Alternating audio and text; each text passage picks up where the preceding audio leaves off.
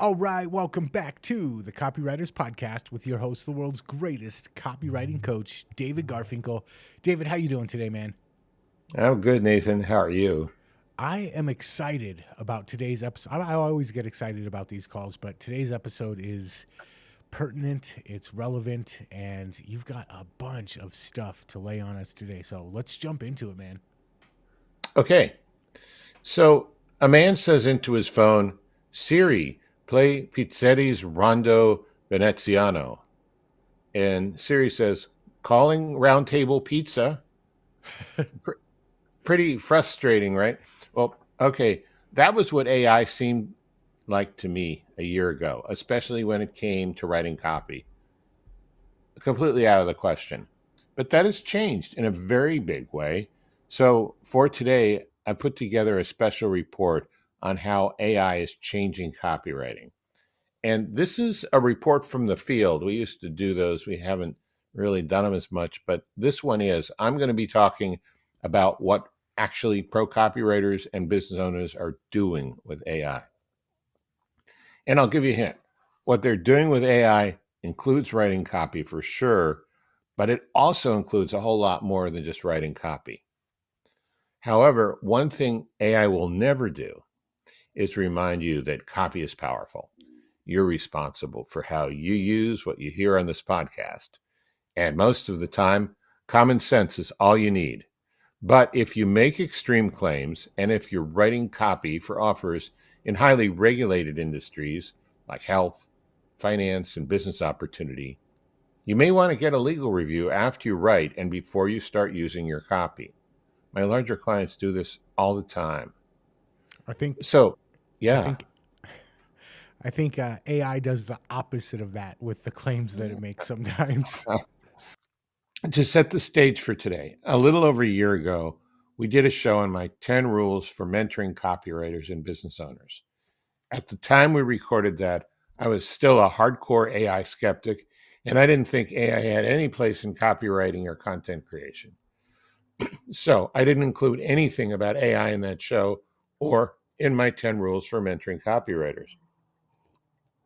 My reason was pretty basic. I was disgusted by the output I saw from AI at the time. Well, a year is a long time in the world of AI, and especially the last year. Since last March, I've completely changed my mind about AI and copywriting. In fact, to show you how far things have come, AI played a part in every single copywriting mentoring call I did last week. I'll tell you about these calls in a minute. But first, let's take a whirlwind tour of some of the top developments in AI in my world since March of last year. One, Claude came on the scene, which was pretty impressive. Two, a couple months ago, Manus came on the scene, which was even more impressive. Three, in June, Nathan and I discovered what my old mentoring client, Jason Parker, was doing with his copywriting mastermind. We were both blown away and quickly paid to join. It's been a breakthrough for both of us in many different ways. Four, AI has become far more connected with the rest of the world since last year. One example is ChatGPT's new search and deep research capabilities. You can get information from an AI you never would have imagined possible before, and that barely scratches the surface. Bottom line, AI is here to stay. It's also got to become part of your business if you want to stay current. I'll give you some tips on key skills you need to develop, and we'll wrap up with a few things that haven't changed much about copywriting and probably never will, no matter how good AI gets. Okay, so now let me give you a sense of how important AI has become in my business where I'm mentoring business owners and copywriters. It may come to you as no surprise that on our calls we do a lot more than talk about headlines and bullet points. It was interesting to me that AI played a part in every one of the 5 sessions I did last week.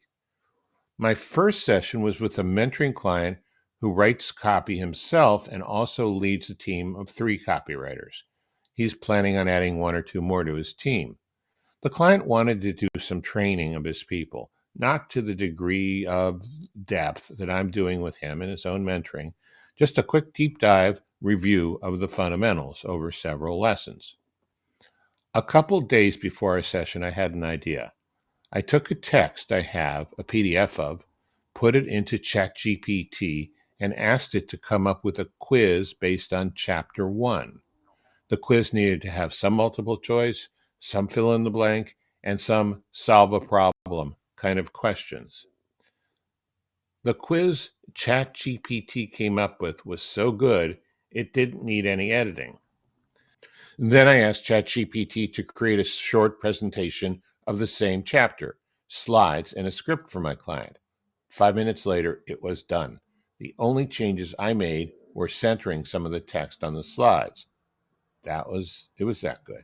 So I gave this to my client along with the prompts I used so he can create quizzes and presentations for 5 more chapters. Training problem solved. He was ecstatic. Now, to be clear, that was only part of our call, but it was an important one. The next session was for a client who's having trouble staying on track with his own 5-step process to help businesses repurpose assets and make more money quickly using old products and their current list. He kept getting sidetracked by not being able to evaluate some of the copy his own AI process was producing. This is because sometimes he got too far down in the weeds to get a big picture view, and that slowed him down a lot. In 2 paragraphs, I asked ChatGPT to create a prompt for him that would evaluate copy so he wouldn't have to get into a different frame of mind to do it. ChatGPT came back with a 261 word prompt that worked perfectly. So now the AI can take a high level objective view of things with this prompt that he needs to stay focused on the nitty gritty. Now, before I get to the next 3 clients, I just want to point out a year ago, what I described wouldn't have happened for 3 reasons. 1, I wouldn't have believed it was possible to create an AI that could evaluate copy in a professionally useful way. 2, it actually wasn't possible at the time. The verbal and analytical technology in publicly available LLMs like ChatGPT wasn't quite there yet. 3, even if the technology was there at the time, I would have had no idea how to do these things. It seems easy to me now, but that's after a year of a lot of trial and error and banging my head against the wall, learning how to make AI work. Okay, back to our report from the field. What happened during my mentoring sessions where AI was involved? 3, AI assisted copywriting business. My third client is developing an AI assisted copywriting business on top of his regular client work. We went through some steps and options on how to make it sturdy and ready to scale up. Again, this was only part of the call. We also went over a promotion he was writing for a client. 4, reducing copywriting workload. I already mentioned my fourth client who has to write a particularly time-consuming set of emails every week. We worked together to create some bots that he estimates will save him 8 to 10 hours per week. The client is also a member of the Copywriting AI Mastermind I'll tell you about later. 5, instant marketing plan for high-end clients. So my fifth client was a little different. He's a very successful business guy, and he's very marketing savvy, but he freely admits he is not a tech guy. So we were talking about getting a higher percentage of high-end clients for his business. After talking about a couple of books on marketing to the wealthy, including one he had read, and with me sharing him the podcast you and I, Nathan, did about copywriting to prospects with money, I wanted to show him the power of ChatGPT deep research. Okay, this is what I did. I put in a 3-sentence prompt, and then ChatGPT came back with 5 questions, which he and I answered together, and I did the typing. And then I set it on research, and we went on to talk about other stuff. 15 minutes later, he had a 34-page report with 20 steps, each one building on the last. He was impressed with the output, and so was I. It was something he could do and something that if he did it would work. So he got a little more interested in AI. That's just what last week was like. And it turns out AI is playing a part in every session I'm doing this week, too. Although, as you can see, I'm not mentoring people in AI, and AI doesn't cover every single aspect of what I do. For me and my clients, it's about how AI fits into the fundamentals of copywriting and how we can be more productive without sacrificing quality. I think one of the main shifts that I've had about AI over the last year, because I jumped onto it right away, I had to kind of pull you in kicking and screaming. That's true. But at first, I could see the potential, and my mindset was, oh, this is going to replace everything. But now, when I look at it and the work that I'm doing with it, it's I guess there's 2 points. Number one, it makes everything so much faster. So my productivity, my ability to perform and deliver for my clients is 10x'd over the last couple of months by sharpening my skills with it. And then number two, I build bots and I hand them off to clients, and they still don't get the same type of results that I get with it. And I think that a lot of it comes down to you can give a business owner the AI tools and they'll get decent B list copy out of it. But if you give those same tools to an A-list copywriter who knows what they're looking for, knows how to guide a copy cub, and they use the AI like a copy cub, they're going to crank out some amazing stuff. So my opinion and your opinion, coming from two polar opposites, both of us have had a major shift in our points of view as to how to use AI over the last year. Yeah, and I want to talk about your second point about the AI depends so much on the person using it in just a second because that's such a key point. Last year I gave you my 10 rules for copywriting mentoring, and it's only fair for me to give you a few rules for using AI, whether it's for copy or really anything else.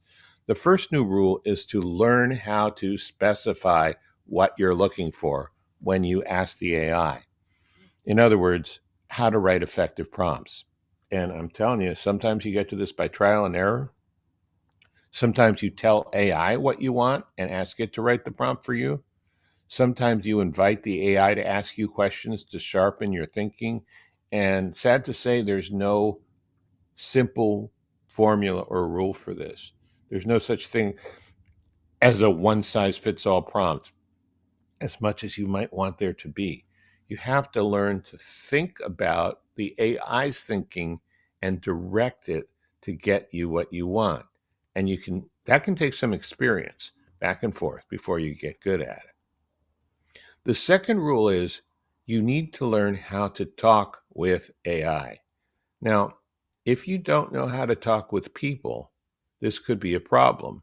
And I know this is a problem for some copywriters. But just for the sake of today's podcast, let's say you do know how to talk to people. The key thing to remember, and this kind of gets back to what you were saying, Nathan, is that AI is not a mind reading genie in a bottle in digital form.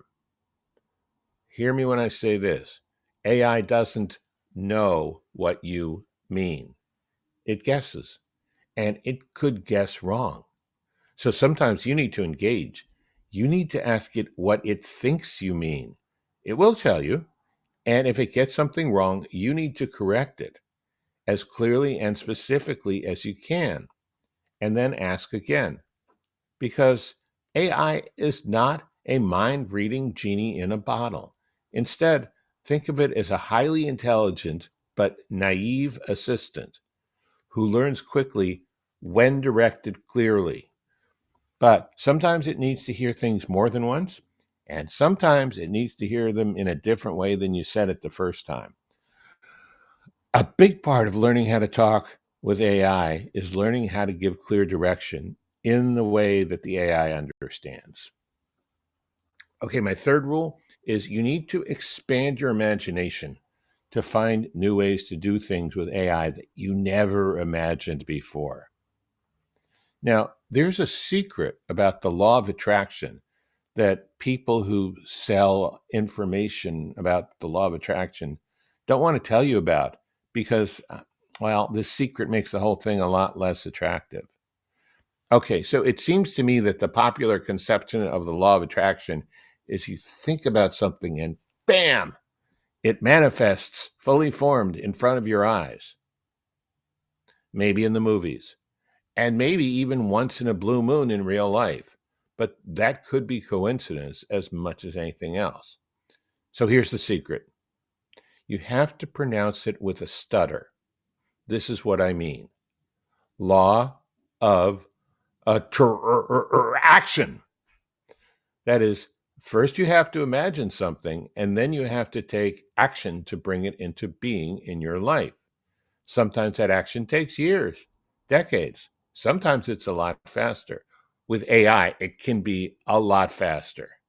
Like with the training system I developed for my client who has a copywriting team he wants to train. It took me a few minutes to even imagine that ChatGPT could do it. Then it took me about an hour to develop and refine the prompts to have AI create a quiz, a slide deck, and a script for the first training session. I had to be pretty precise in what I wanted, and that took some tinkering. But now my client has a repeatable system he can use to create every session of the training. The action, creating the quiz, creating the slides, creating the presentation script, AI shrunk that action down from hours of work to a few minutes. In fact, all the examples I gave you involve both imagination and action. And sometimes action requires multiple tries, failures, frustration, until you get to the Goldilocks solution. Not too hot, not too cold, not too bloated, not too spare, just right. So, developing your imagination and the courage to imagine stuff maybe you never thought was possible before is a key skill that's new for anyone using AI to deliver new kinds of results. I'm just going to co sign on all of that. Everything that you've been talking about has been my experience as well. Cool. So, let's talk now about a few things that haven't changed very much or even changed at all. And we're going to start with a quick ride into the fascinating world of bicycle history. In the early 1800s, the first bicycles were invented, but the bicycle as we know it today was invented in the 1880s. And the best example was English inventor John Kemp Stanley's invention known as the safety bicycle. It was the first thing that was really close to what we know as a bike today. Now, the bike goes 3 to 4 times faster than a person walking when you're not racing. When you race a bike, it can go up to 8 times faster. But you can't just jump on a bike and expect it to speed you to your next destination. First, you need to learn how to ride it. Same thing with AI and copywriting. The first AI was invented in the 1950s, but it's only in the last few years that it's become viable for most people to use. And like the bicycle, you can't just expect it to speed up your copywriting tasks by feeding it a random prompt. You need to know how to write copy to begin with, and then you need to learn how to use AI to do things you already know how to do, but to do them faster. Okay, so let's quickly go over three things that absolutely haven't changed in my mentoring, despite all the rapid advances in AI. One, mentoring is a long term process to build up knowledge, skills, and what I call copywriting reflexes to become a truly excellent copywriter. Two, if you want to get mentoring from me, you need to be in a career or business position to make back the mentoring fee, which is a serious investment, within the year that the mentoring takes place, and hopefully a lot sooner. That means the improvements in your skills and your knowledge and mindset could open up new ideas, higher fees or bonuses or side hustles or something, greater profits in ways to recoup the money paid. Three, mentoring is different from classroom instruction or working under a copy chief in business. It requires a commitment to both learning skills and developing mindset, and not just acquiring knowledge or improving on some piece of copy that you've written. Okay, those are the three most important rules for working with me as a mentor. I want to just add to that. We touched on this a little bit earlier, but Mhm. the idea that you can just feed your offer to ChatGPT or Claude or Manus and have it spit out something, again, it will get close. You'll get some at least B list copy out of it. But having that knowledge, having that insight, having, you've called it the magic eye, to be able to look at it and know what's good, what's bad, what's going to work, what's not going to work, uh, that doesn't come from. We've talked about how you can take 8 hours of work and turn it into 15 minutes. That doesn't come from taking 8 hours of work and turning it into 15 minutes. That comes from, like you said, the investment in your own knowledge base to learn this stuff, and it doesn't happen in 15 seconds. Yeah, absolutely. The key way to look at it is that AI is a force multiplier, Mm. right? But and the force is essentially your knowledge, your expertise, your judgment, your sense of how to do it. It's essentially your ability to already do it yourself. You can multiply that or reduce the time, multiply the speed. But if you don't have it to begin with, the first step you need is to to to get it. Mm-hmm. Okay, so here's a recap. Over a year ago, I was completely skeptical about AI in copywriting. At the time, the quality just wasn't there, and frankly, I didn't see how it ever could be. But so many things have happened in the last 12 months, 14 months, I've completely changed my mind. And I've started using AI pretty regularly in my own writing and other business activities. And more recently, I've started including AI in my mentoring sessions, but maybe not exactly how you think. Last week, every mentoring session involved AI, but only one was directly related to writing copy. All of these experience led me to three mentoring rules. One, get really good at writing precise prompts. It's not about formulas, but understanding how to clearly instruct AI to deliver exactly what you need. Two, learn to have a conversation with AI. Think of AI as an intelligent but naive assistant. You need to tell it exactly what to do and then check its work afterwards. Three, expand your imagination. A lot of what you get from AI comes from what you imagine first. This takes courage because sometimes you're going to ask it to do something you yourself don't believe is possible. And if you're willing to imagine possibilities beyond what seems realistic, you can get some surprisingly practical results. Keep in mind, though, AI enhances the skills you already have, but it can't supplement the skills and knowledge you don't have to begin with. Once you have those skills and can clearly spell out what you're looking for in a way that AI understands it, it can speed things up so much it will get your head spinning. So, a key takeaway is AI doesn't substitute for fundamental experience and instinctive copywriting reflexes. Think of AI like riding a bike. You first have to know how to balance and steer before you can benefit from the increased speed. Now, after all of this, you might be thinking about getting help from me using AI in your copywriting. Sorry, I don't do that by itself. I help people I already work with in my copywriting mentoring program use AI, and that's only a part of what I do there. However, I'm a partner in a great mastermind where you can get help just for that. The weekly copywriting mastermind with Jason Parker is focused almost entirely on using AI to create copy and other marketing assets like video, graphics, and scripts. I use some of the tools from the mastermind in the examples I gave you with clients of mine who are also members of the mastermind. If you're interested in finding out more about the mastermind, I want you to reach out to our team member, Deb, and we'll leave her email address in the show notes. But if you have an excellent memory, her email address is deb@getmynovus, getmynovus.ai.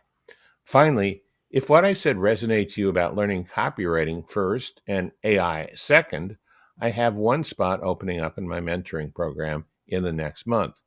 You should read about it first, and if you think you qualify, go ahead and send in an application on my website. I'll leave the website address in the show notes, but if you're interested in mentoring and you happen to have an excellent memory for email for website addresses, it's garfinkelcoaching.com, GARFINKEL coaching.com. All right. I will make sure to put both links in the show notes, and you can check out the show notes over at copywriterspodcast.com. I'm just going to finish this with one thought. If you're not using AI in your business or in your copywriting yet, you're going to be left behind. And it's at the point right now where it's still only 5% adoption. So if you jump on now, you'll still be ahead of the curve. And in Jason's and your mastermind, it's so easy to get in, get involved, and catch up. Even though this stuff is rapidly changing, if I said one business investment that I've made over the last year that outperforms everything else, it was joining that mastermind. So I heavily recommend it and feel sorry for everybody who's still sleeping on it. Okay, that's a pretty good endorsement. Thank you. All right. Copywriterspodcast.com. Check out the show notes for the links. Check out the other 400 plus episodes that we have over there. And until next time, we will catch you later. Catch you later.